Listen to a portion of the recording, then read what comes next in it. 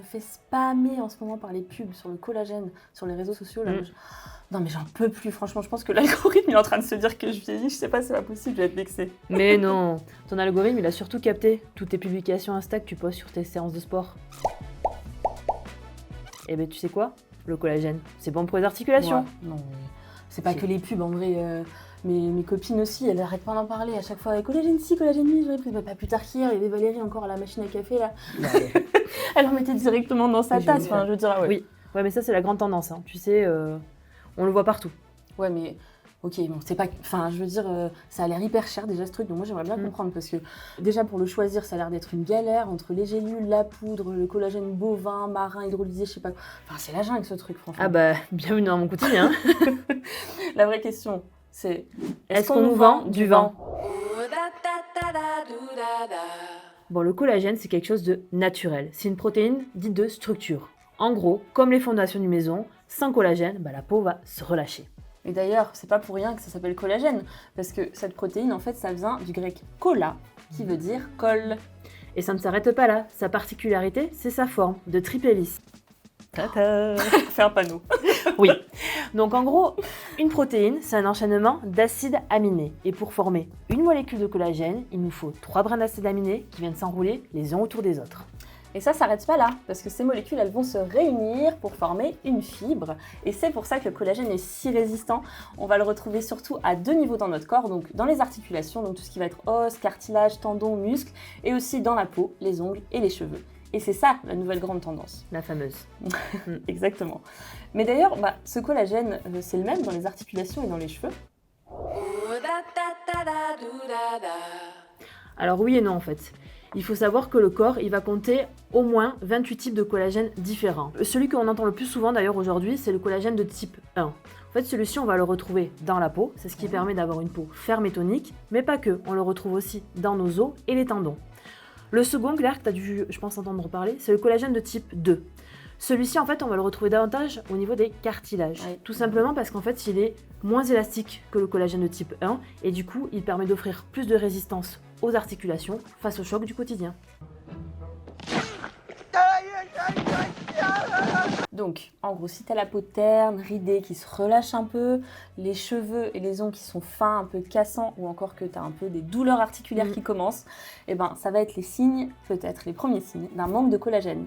Oui, ce serait assez typique et puis normal parce qu'en fait, dès 25 ans, la production normale de collagène tend à diminuer dans notre corps. C'est à partir de là justement que les premières ridules apparaissent. À 50 ans, on aurait même perdu la moitié de notre capital collagène.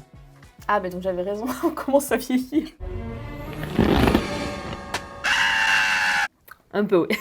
Non mais en vrai, pourquoi on en parle autant aujourd'hui? Moi, c'est ça ma question.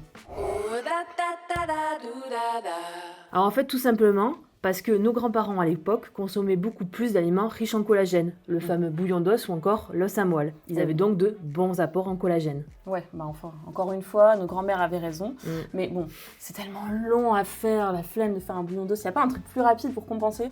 Alors si, tu vas avoir les aliments qui vont être riches en vitamine C. Cette vitamine est connue pour activer la synthèse naturelle de collagène dans ton corps. Ou tu peux opter pour des compléments alimentaires à base de collagène. Mais là, attention, ce collagène-là, il est différent. Il va être dit hydrolysé ou encore peptide de collagène.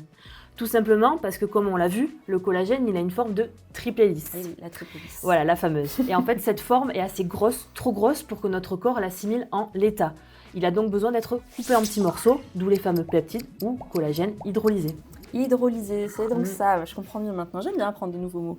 Mais du coup, ce collagène hydrolysé, il vient d'où? C'est le bovin, c'est le poisson, c'est quoi? Alors, tu as, oui, effectivement, ces 2 sources-là. Tu peux l'avoir aussi du porc ou encore du cartilage de poulet. Enfin, il y a plusieurs sources concrètement.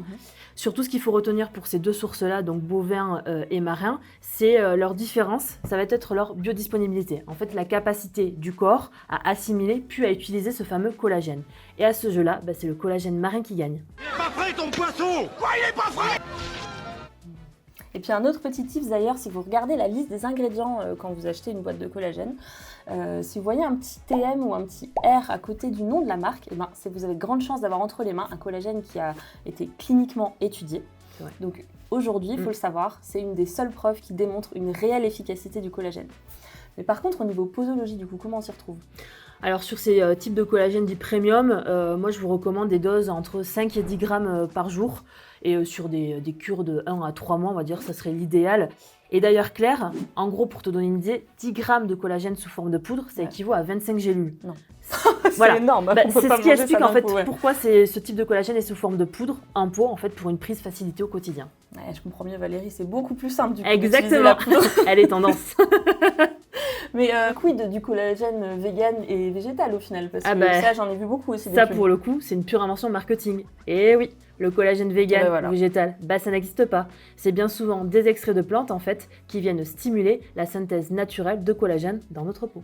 Bon, en vrai, c'est pas si mal de booster naturellement le collagène qui est déjà présent dans notre corps.